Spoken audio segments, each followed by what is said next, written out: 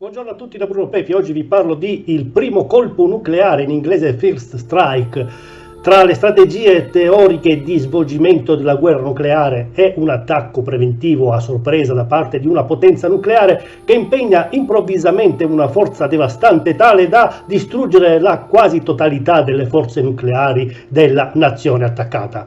La First Strike Capability consiste nella capacità di una potenza nucleare di sconfiggere un'altra potenza nucleare distruggendo il suo arsenale atomico, al punto tale che il paese che lancia il primo colpo può sopravvivere con danni che considera accettabili.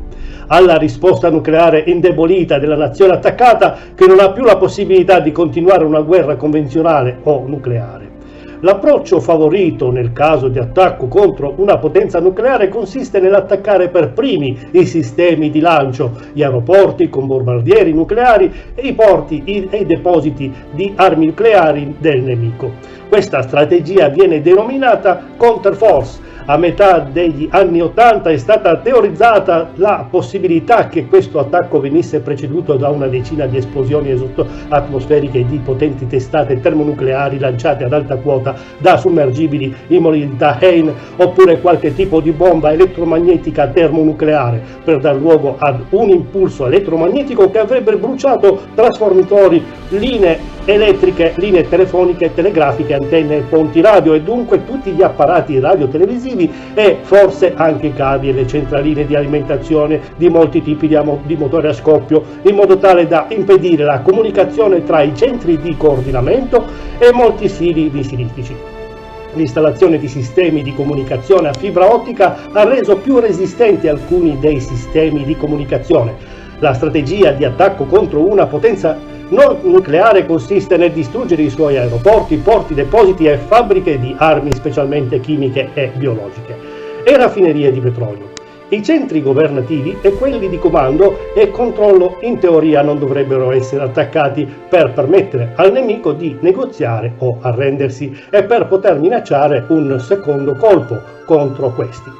In teoria questo attacco dovrebbe essere preceduto da un attacco nucleare di tipo dimostrativo contro una o due città per esibire determinazione come i bombardamenti atomici di Hiroshima e Nagasaki del 1945. Le sfide tra NATO e Patto di Varsavia. Durante il periodo della guerra fredda, i principali gruppi comandati dalle superpotenze, ossia la NATO, l'ANZUS e la SEATO, alleati degli Stati Uniti, in contrapposizione all'Unione Sovietica e ai suoi alleati del Patto di Varsavia, assieme ad altri alleati informali del blocco sovietico come Cuba, Mozambico, Etiopia, Yemen del Sud, Afghanistan, Mongolia, Corea del Nord, Vietnam, Laos, Cambogia, costituirono massicci arsenali nucleari per la maggior parte reciprocamente puntati. Nonostante ciò, queste armi non sono mai state usate se non per test nucleari. Dopo un certo tempo e ciclicamente i leader su entrambi i lati della cortina di ferro compresero che la guerra termonucleare globale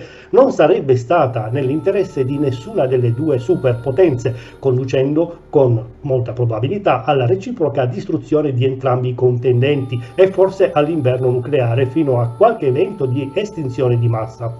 Grazie a diversi accordi SALT-START, spesso entrambi i contendenti si sono astenuti dal dispiegare sistemi talmente distruttivi che potessero devastare completamente uno dei due schieramenti in maniera che non fosse vendicabile ed estremamente distruttivo anche per l'altro blocco, vista la propagazione dell'inquinamento radioattivo e il pericolo di inverno nucleare rivelato dalle simulazioni climatiche al computer. Comunque, in entrambe le superpotenze vi erano gruppi di interesse più o meno manifesti che beneficiavano dello sviluppo e mantenimento di un sistema d'armi per il First Strike, costituendo quello che il presidente statunitense Eisenhower definì il complesso militare industriale.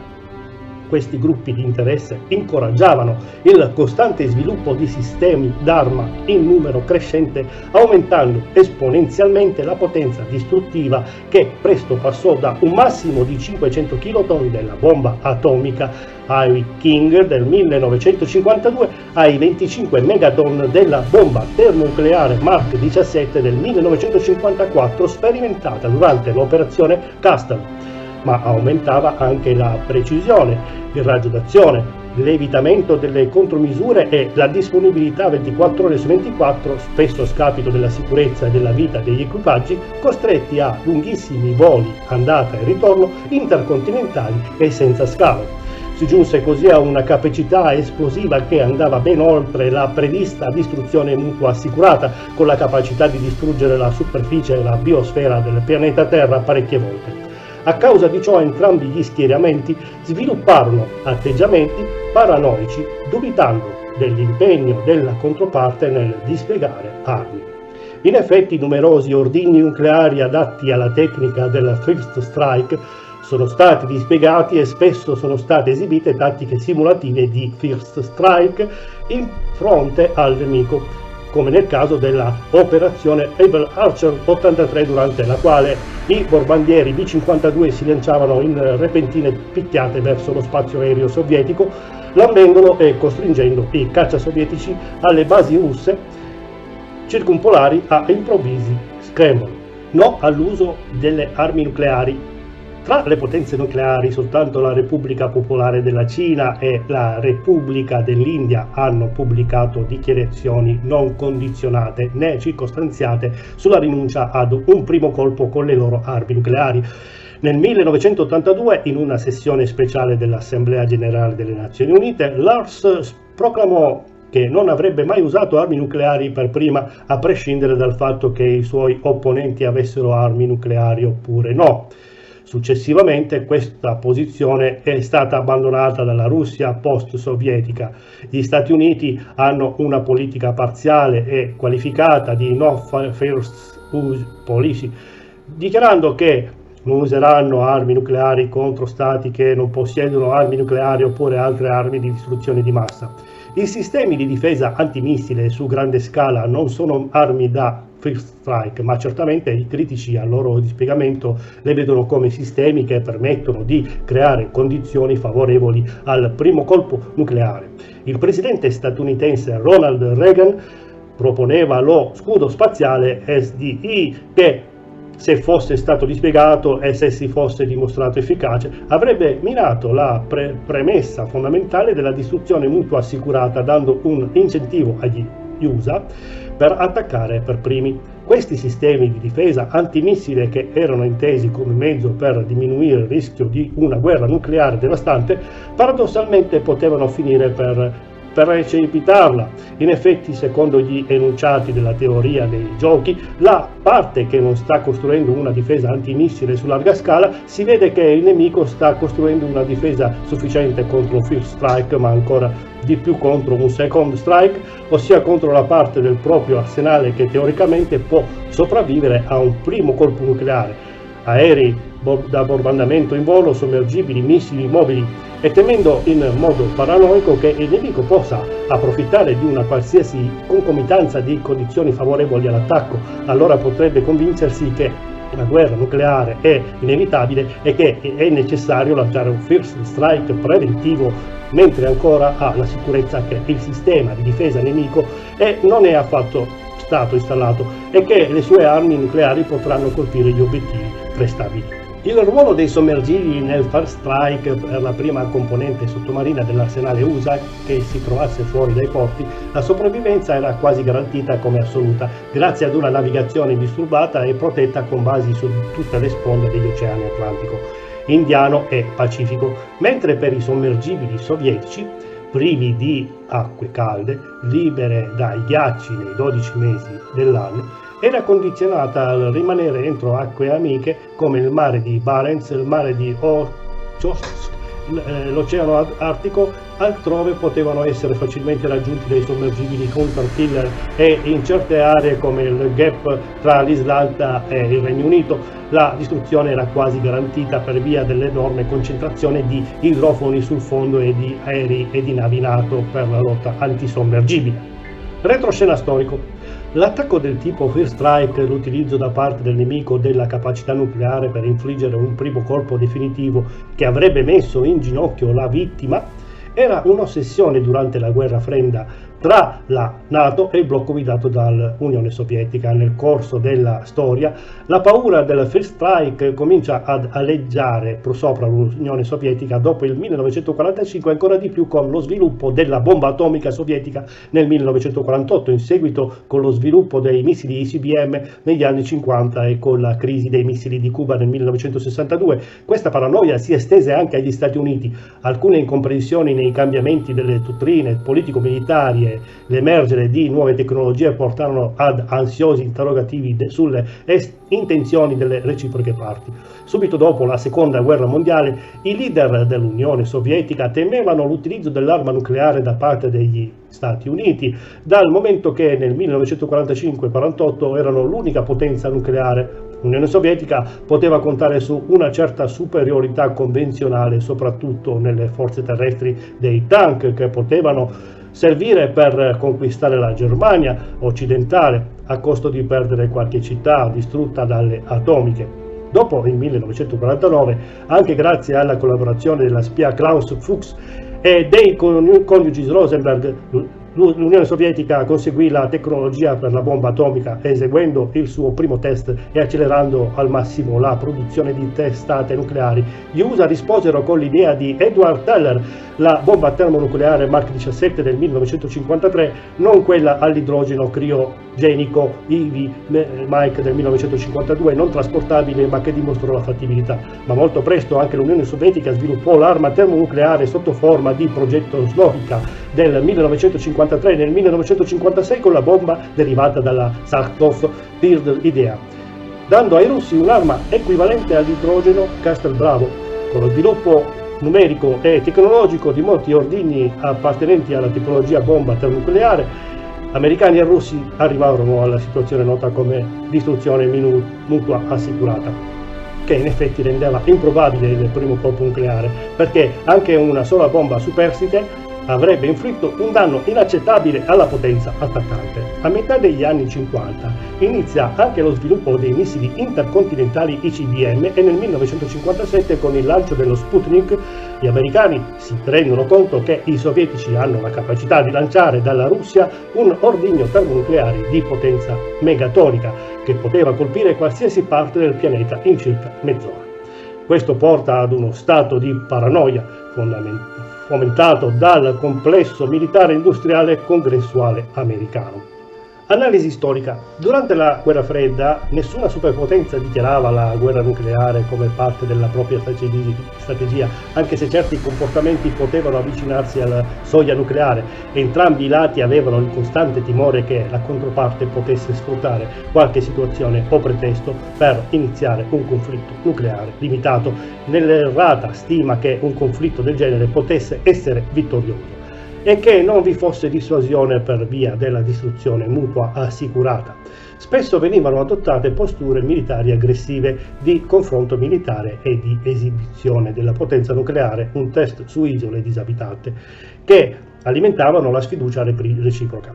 Durante la guerra fredda queste strategie sul filo del rasoio portarono le superpotenze a fermarsi spesso a un passo prima dell'abisso in ben due occasioni: la crisi dei missili di Cuba e le crisi dovute alle esercitazioni Able Archer 83 Ryan nell'epoca di Ronald Reagan, anche se in realtà nessuna delle due superpotenze voleva davvero dare il via ad una guerra nucleare e in effetti per l'accumulo di armi sempre più potenti dopo la metà degli anni 50 che erano reciprocamente atterrite, molto spesso non adottarono strategie per chiarire e calmare le cose, imputando alla controparte una cattiva fede derivata dalla paranoica contrapposizione delle rispettive ideologie. La strategia militare americana in Europa prevedeva una escalation di risposte ad una potenziale aggressione sovietica contro i paesi della NATO.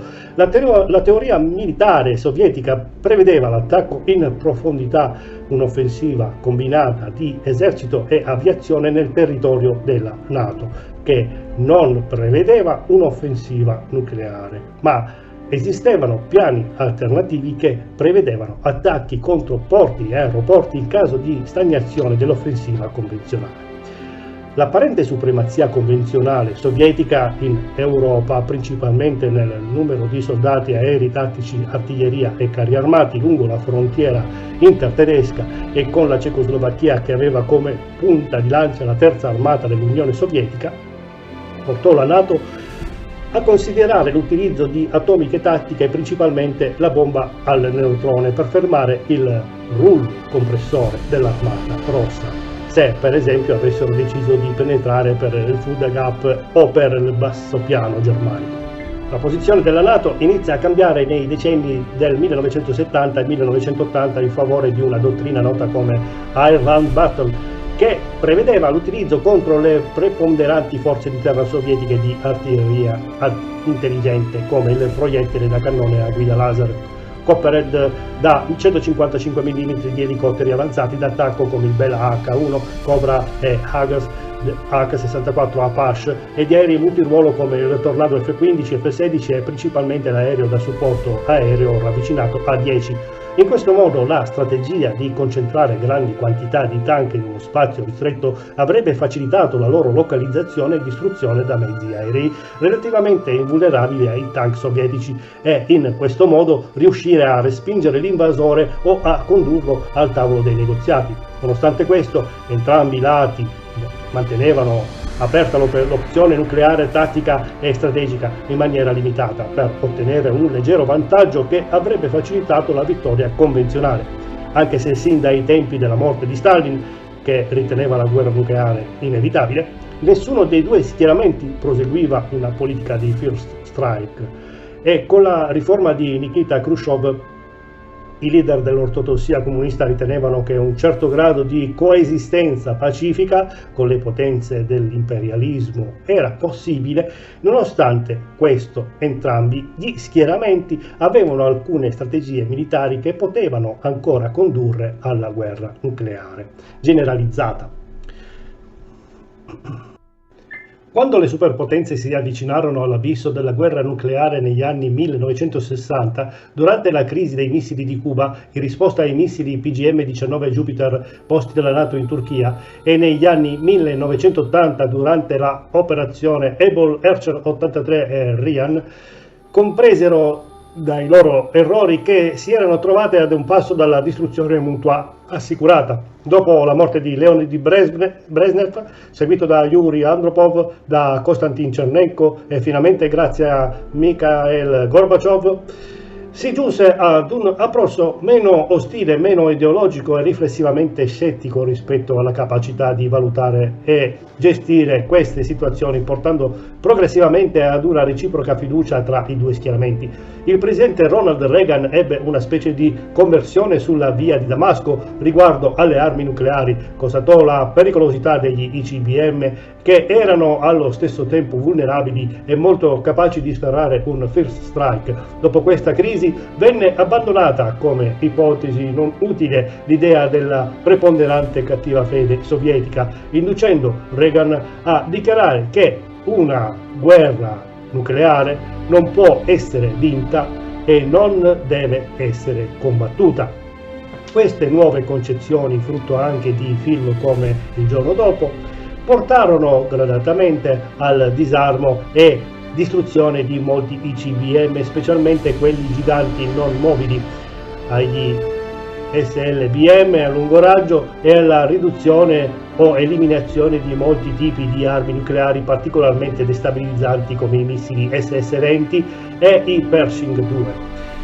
Il primo summit che iniziò le trattative sul disarmo si svolse a Reykjavik nel 1986, fortemente sostenuto da Mikhail Gorbaciov e Ronald Reagan. Il principale ostacolo era costituito da programma SDI che, come l'odierna difesa antimissile, continua ad essere una spina nel fianco per la Russia. Dopo il 1991 sono stati fatti grandi progressi. I trattati INF, CFE e lo START sono stati il risultato della decadenza e successiva fine dell'Unione Sovietica e del cambiamento nelle vedute della leadership sull'impossibilità di valutare le crisi che Able, Archer, Ryan facilitarono, come anche il TNP e il Partial Test Ban Treaty e in generale la détente sovietico-americana hanno allentato gran parte della tensione. Armi più probabilmente impiegabili nel First Strike sovietiche ICBM, MIRV SS-18 Satan, ritenuto da alcuni analisti occidentali un'arma da primo colpo, anche se con tempi di volo tra i 20 e i 30 minuti, per l'accuratezza di 220 metri CEP e con un peso lanciabile di 8.800 kg, potevano dispiegare 40 penetration heights, inganni contro i sistemi di difesa antimissili e colpire con 10 testate nucleari di almeno 500 kilotoni dei bersagli indipendenti, separati anche da molti chilometri. Ogni testata poteva distruggere anche silos nucleari corazzati come quelli del missile Minuteman III. Il loro dispiegamento iniziò nel 1976 ed erano puntate contro gli Stati Uniti continentali CONUS. Ancora operativi gli RBM S-20 Saber, dispiegati dall'Unione Sovietica verso l'inizio degli anni 80. Con questi missili RBM con 3 testate Mir erano armi molto più potenti e costose rispetto ai Pershing 2. Potevano essere lanciati da oltre gli Urali e colpire con grande precisione i paesi della NATO, le loro basi aeree, specialmente le installazioni C-Force Eastern, dando scarsi 10-15 minuti di preavviso. Smantellati, statunitensi RBM missile Pershing 2 a testata singola con potenza variabile tra i 5 e i 50 kilotoni, CEP di 1,50 m, con guida terminale e radar attivo. Il suo corto tempo di volo, 7 minuti in media, e il raggio di 1800 km permetteva di colpire installazioni C4, ISTAR, i bunker, gli aeroporti, i siti della difesa aerea e i silos ICBM nella parte europea dell'Unione Sovietica. Sono stati smantellati in seguito al trattato INF-GM 118 Peacemaker, con alcune capacità che lo rendevano simile agli SS-18 Satan. Il Peacekeeper aveva una capacità di lancio di 4.000 kg e poteva portare 10 testate termonucleari MIRV miniaturizzate da 300 kg, ognuna con CEP di 120 metri. Erano armi estremamente adatte a lanciare un free strike e al contempo erano vulnerabili. Per questa ragione era stata progettata una versione ferroviaria trasportabile per tutti gli USA che si poteva nascondere in qualsiasi tunnel o edificio, dispiegate verso la fine degli anni 80. Sono state smantellate, ma i loro sistemi di guida e i veicoli di rientro sono stati installati nei missili Minuteman III. Sistema d'arma che facilitano il primo colpo nucleare. Qualsiasi sistema di difesa missilistica operante su di un'ampia area, ad esempio con copertura continentale, specialmente un qualsiasi sistema che permetta la distruzione dei missili nemici durante la fase di burst laser aviotrasportato, come quello del Boeing YAL-1, oppure missili antimissili lanciati dall'interno dei confini dei nemici da aerei stealth come il B-2 Spirit, sono armi che permettono di eseguire con successo un first strike. Questo perché permettono all'attaccante di eseguire un primo colpo temendo di meno la risposta che il nemico, che porterebbe alla distruzione mutua assicurata. Un sistema del genere non è mai stato dispiegato, anche se un limitato sistema di difesa missilistica continentale è stato dispiegato dagli USA, ma con una capacità limitata fino a una manciata di missili.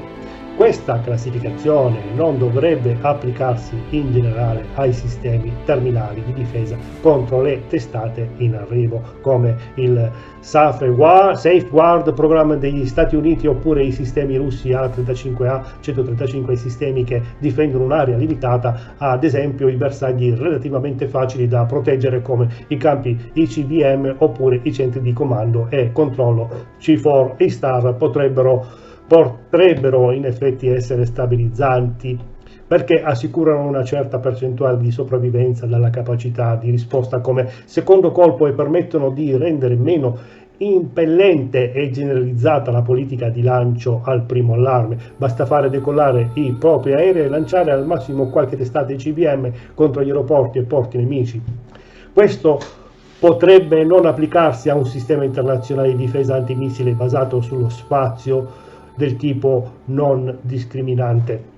Proprio per la sua scala globale, un sistema di questo tipo distruggerebbe tutte le armi lanciate da qualsiasi nazione in traiettoria balistica suborbitale e non lanci in orbite da basi prestabilite in traiettorie predefinite, negando la capacità agli stati di lanciare un attacco con i missili balistici, assumendo che il sistema sia sufficientemente robusto per respingere attacchi contro di esso. È costruito in base agli standard aperti, in base a un ampio accordo sul quale abbiano aderito la maggioranza delle nazioni. Di sicuro questo sistema non è mai stato proposto e non sono stati stimati eventuali costi, ma fornirebbe un disincentivo alle nazioni nel dotarsi di armi di distruzione di massa a lungo raggio che diventerebbero parzialmente inefficaci e costituirebbe una fonte di spesa che può sottrarre fonti da costruzioni di armi nucleari. Altri sistemi per un possibile field strike nucleare: il missile lanciato da sottomarini UGM-133 Trident II della US Navy. I missili Trident possono portare fino a 8 testate Mirror-Edge V-76C4 da 100 kilotoni oppure 12 V-76 limitate dal trattato START a 8 dal SORT a 5 oppure le V-88D5 da 475 kilotoni. Non si conosce l'errore circolare probabile di queste armi, ma si pensa che sia meno di 120 miglia C4 e 100 miglia D5. Forse dipende anche dal contatto radio in superficie con il sistema di localizzazione GPS con altre stazioni radio o in assenza di esse dal giroscopio del sommergibile e dunque peggiora con una prolungata immersione. Il missile raggiunge un'orbita bassa temporanea soltanto pochi minuti dopo il lancio. Il sistema di guida per il missile iniziale con un sistema di correzione addizionale basato sul calcolo del punto stellare che viene usato per correggere piccoli errori di posizione accumulati durante il volo. Il GPS è stato usato in alcuni test di volo, ma all'interno del sistema prescinde del GPS e dà per scontato che esso sia stato distrutto prima dell'inizio dei lanci SLBM Trident 2 e il C4 ha un raggio d'azione che supera le 4.000 miglia nautiche, mentre il Trident 2 D5 può superare le 6.000 miglia. In effetti il raggio assoluto e molte caratteristiche di questi missili sono segreti e non pubblicabili per ragioni di sicurezza nazionale americana. Il missile intercontinentale SS-18 Saturn Mod 1 e 2 nella sua variante da 25 megaton di TNT equivalente smantellati nel 2010, alcuni esperti militari pensano che la versione a singola testata da 25 megaton del missile R-36M SS-18 CEP 250 miglia fosse un'arma da First Strike se riusciva a colpire in alcuni punti particolari i campi dove si concentravano i silo dei missili Minuteman III, sia perché avrebbe distrutto parecchi ICBM Minuteman in silos distanti qualche chilometro, ma anche perché avrebbe creato una nuvola di detriti che poteva danneggiare i missili durante il lancio. Comunque alcuni ex ufficiali militari sovietici riferiscono che il missile SS-18 con testata unica da 25 megaton era puntato contro installazioni di comando e controllo estremamente fortificate.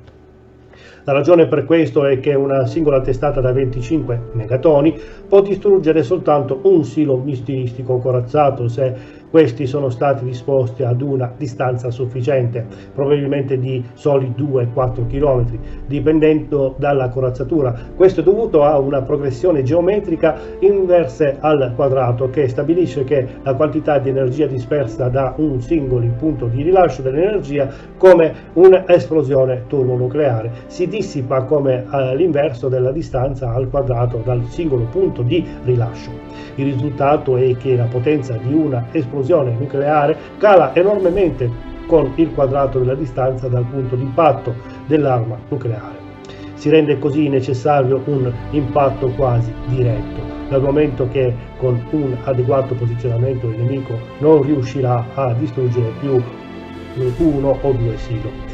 A questo punto il solo scopo per le armi nucleari giganti, come la variante del missile SS-18 da 25 megaton, è quella di distruggere bersagli estremamente corazzati, come strutture di comando e controllo quali il NORAD, che si trova all'interno di un tunnel nel monte Cheyenne, oppure la Federal Emergency Management Agency, FEMA, a Mount Weather, oppure il SIP-Air, che si trova a Raven Rock. Contromisure anti-first strike. Secondo la teoria della deterrenza della distruzione mutua assicurata, una risposta nucleare per value, aeroporto per aeroporto, base per base, porto per porto, città per città, raffinerie di petrolio distrutte reciprocamente, potrebbe essere una sorte probabile per chiunque scatenasse un primo colpo nucleare.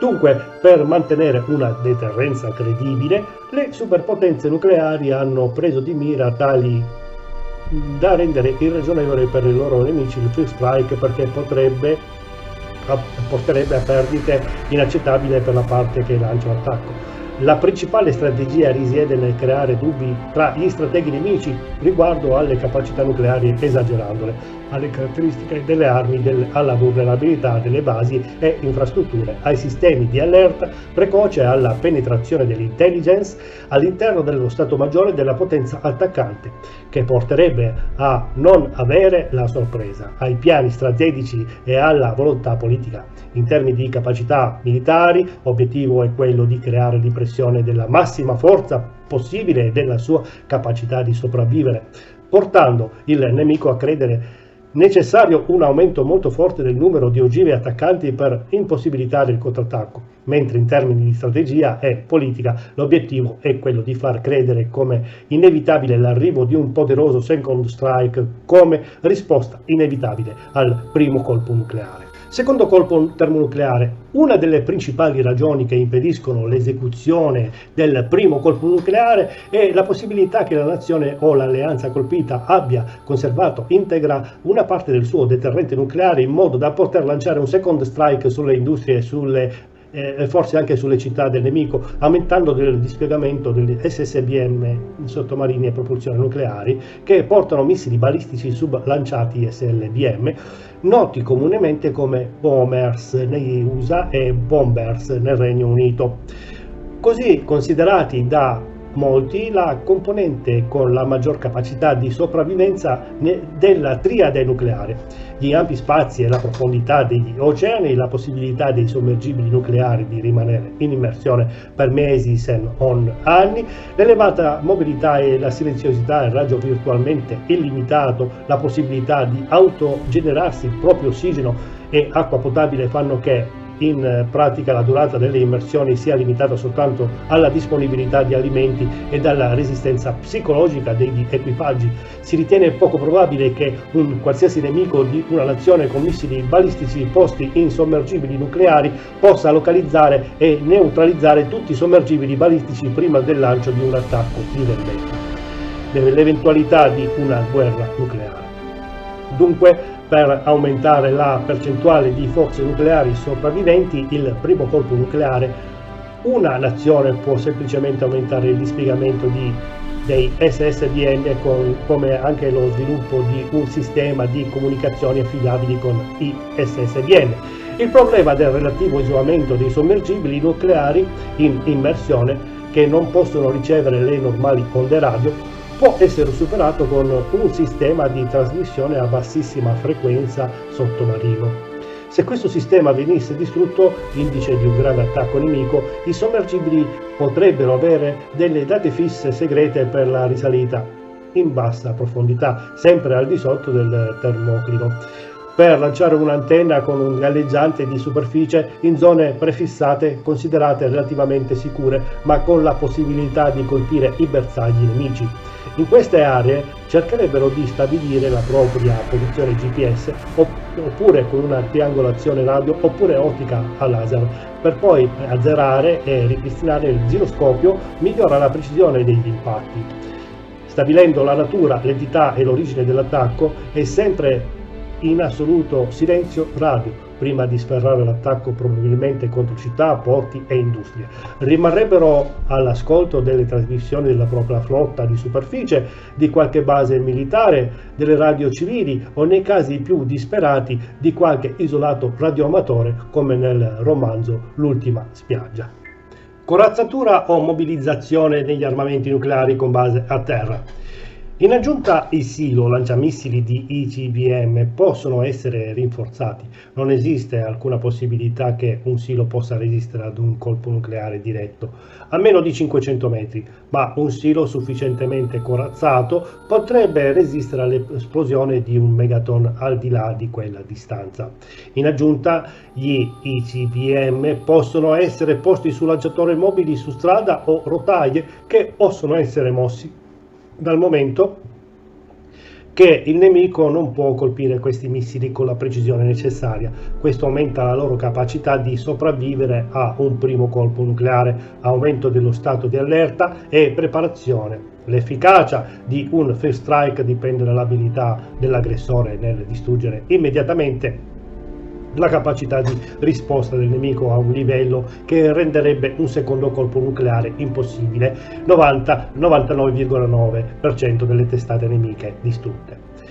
Mitigabile da uno scudo di missili antimissili, da laser antibalistici o da un complesso sistema Selective Dissemination of Information, funzione di ricerca dell'informazione retrieval orbitante, oppure indesiderabile strategicamente per una somma di considerazioni, tra queste l'esaurimento delle proprie forze convenzionali, la garanzia di un non uso delle armi nucleari contro obiettivi puramente civili e la capacità, la possibilità di una resa onorevole come quella offerta all'impero giapponese includeva un'indipendenza sostanziale, il mantenimento della propria lingua e cultura e del Tenno, l'adozione di una propria costituzione e la facoltà di dotarsi di una propria classe politica eletta democraticamente. L'intelligence e i sistemi di allerta precoce aumentano la probabilità che il nemico abbia tempo per lanciare i suoi missili prima che le sue armi strategiche siano state significativamente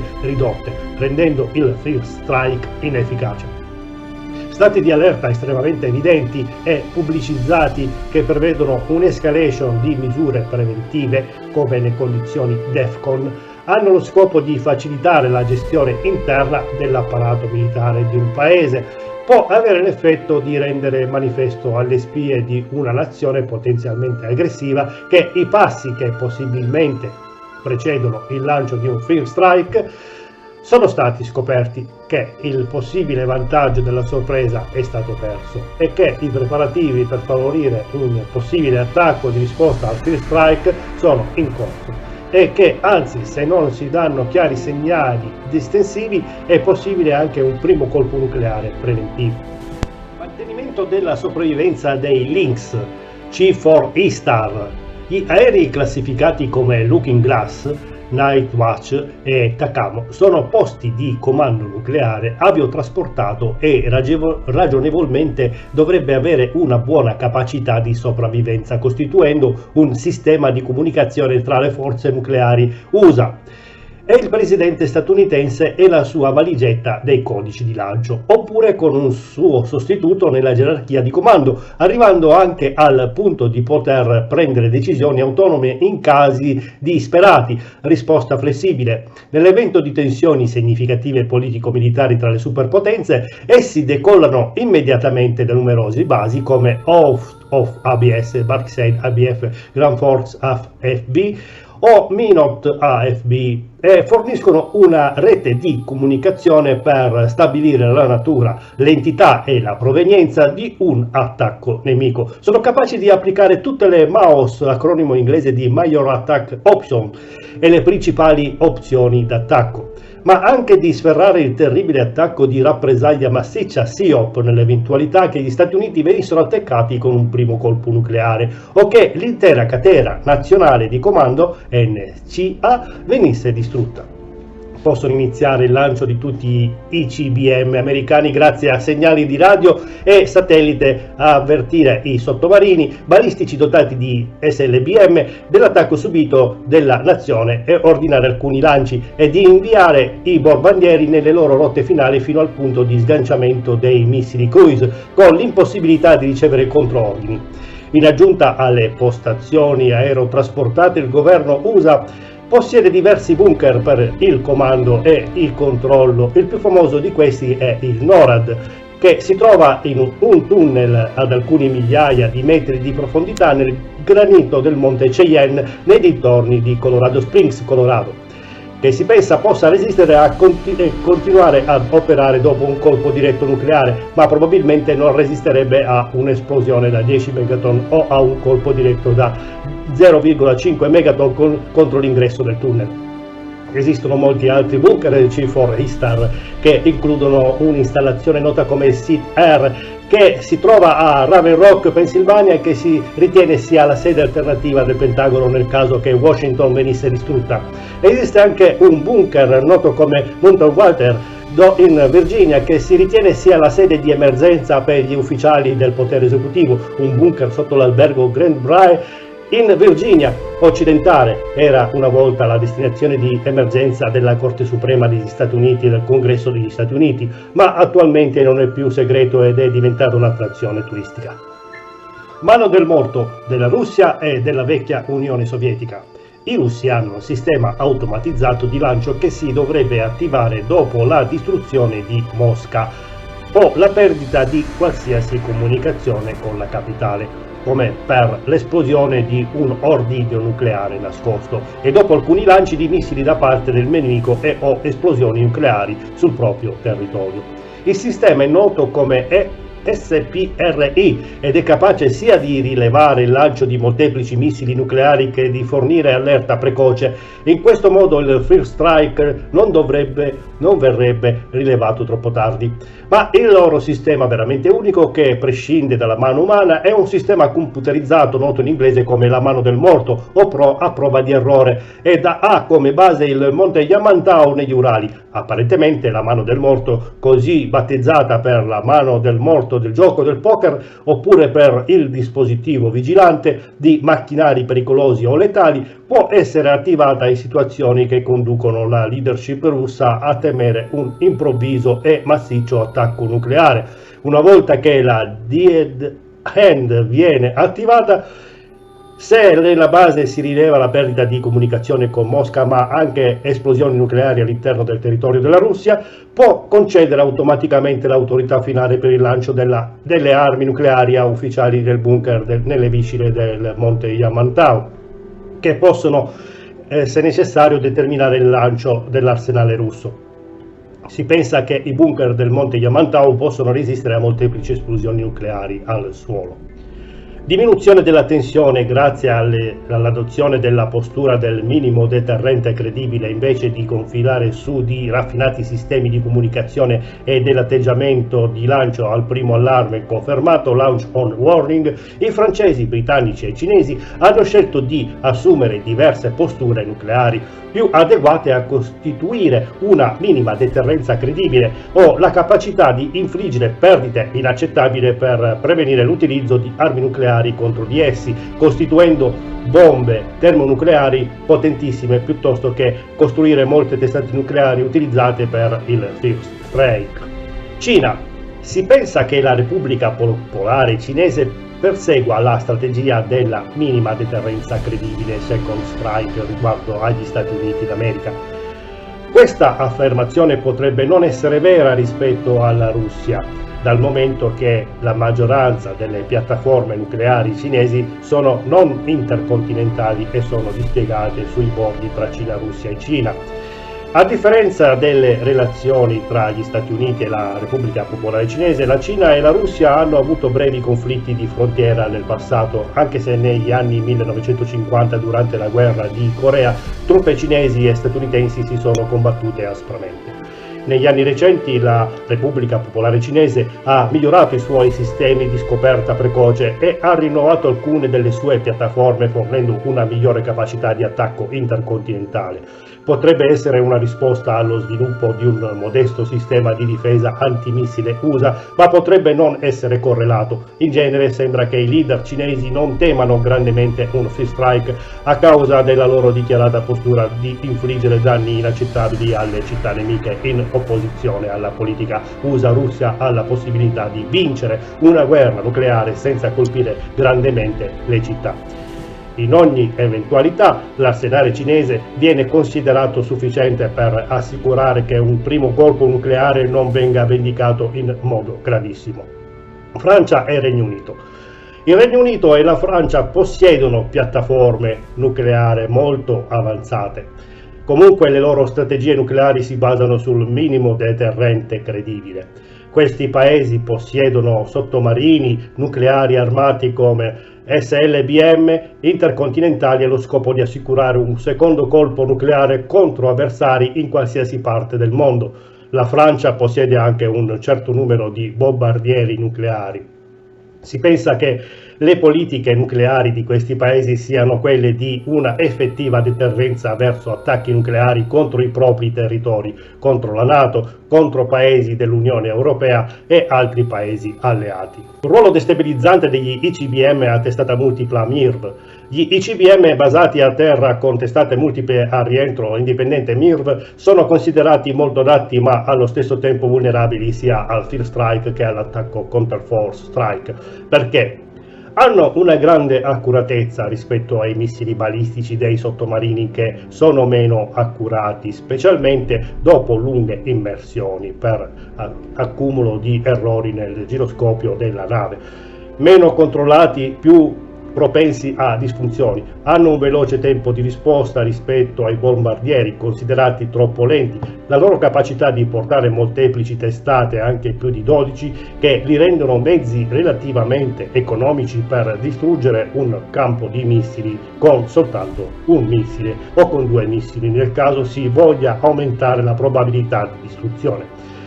Specialmente quelli a combustibile liquido come il SS-18 Satan hanno grossi problemi per il lancio in emergenza perché devono essere caricati di tetraossido di diazoto e idrazina, a differenza di un attacco di decapitazione oppure di un attacco counterbound, nel quale per ritorsione vengono colpiti obiettivi simili oppure che genericamente si considerano equivalenti. Un counterforce strike potrebbe condurre a una risposta potenzialmente contenuta.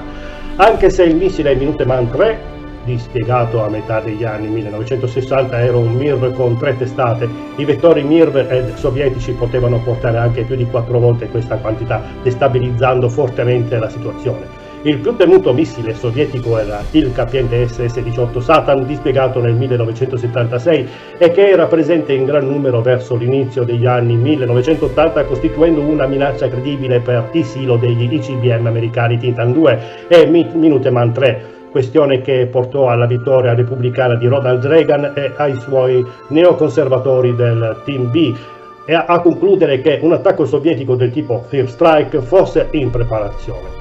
Durante la prima presidenza Reagan si svilupparono i missili a corto raggio Pershing 2, quelli ESBLM UGM 333-32, il missile ICBM MX Peacemaker e il bombardiere supersonico a geometria variabile B-1 Lancer.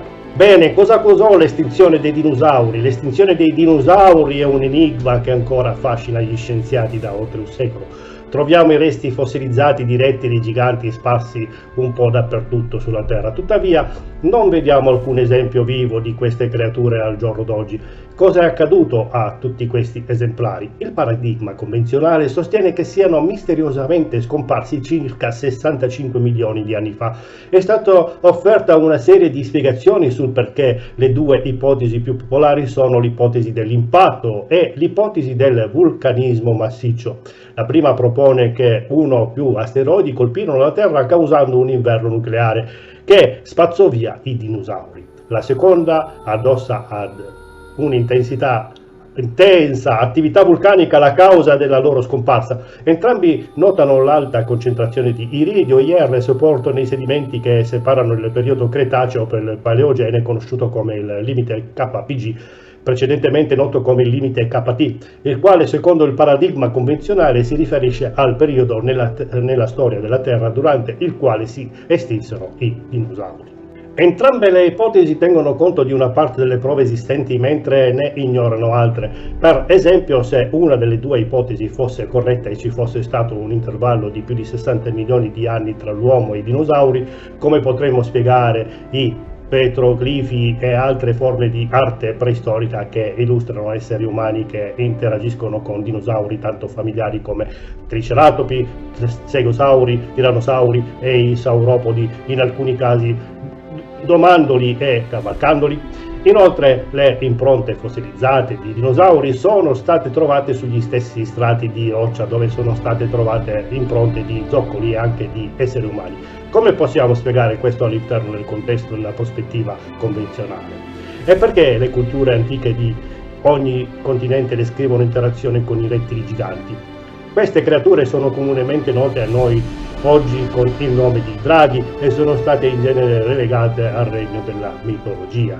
Ma ci dobbiamo chiedere perché tante culture isolate sparse intorno al mondo condividono la stessa mitologia in senso tanto universale. Le leggende potrebbero avere un fondo di verità storica? Potrebbe darsi che i rettili giganti che troviamo sepolti nel suolo abbiano qualcosa a che fare con i rettili giganti di cui parlavano i nostri progenitori qualche secolo fa? Crediamo che le cose stiano così. L'abbondanza di prove ci suggerisce che la prospettiva convenzionale sia fondamentalmente errata. L'umanità sembra avere un'amnesia collettiva riguardo quella faccenda e abbiamo efficacemente creato un paradigma scientifico per tenerci all'oscuro. Allora come possiamo spiegare l'estinzione dei dinosauri? Allo stesso modo in cui spieghiamo l'estinzione delle altre specie, che secondo le stime variano da 20.000 a 2 milioni, che gli scienziati credono si siano estinte solo nel secolo passato, una combinazione di cambiamento climatico e la proliferazione della specie umana. Il cambiamento climatico può essere distruttivo per gli ecosistemi in generale e, in particolare, gli esseri umani tendono a scacciare o uccidere i loro principali rivali. Ecco perché non troviamo molti altri predatori, leoni, tigri, orsi, eccetera, nei sobborghi e nelle città o persino nelle comunità rurali. Siamo in cima alla catena alimentare per una ragione. Nei film di Hollywood come Jurassic Park vediamo creature come il Tyrannosaurus Rex e il Velociraptor che ci danno la caccia e ci mangiano vivi, e senza dubbio se gli umani e i dinosauri coesistessero questo in parte succederebbe realmente, ma per lo più accadeva l'esatto contrario, eravamo noi a cacciarli e a mangiarli per cena. In molte delle leggende e in gran parte dell'arte antica è esattamente quello che vediamo, esseri umani che cacciavano rettili giganti e li uccidevano. I leoni, le tigri e gli orsi hanno avuto più fortuna dei dinosauri, di conseguenza sono ancora in giro.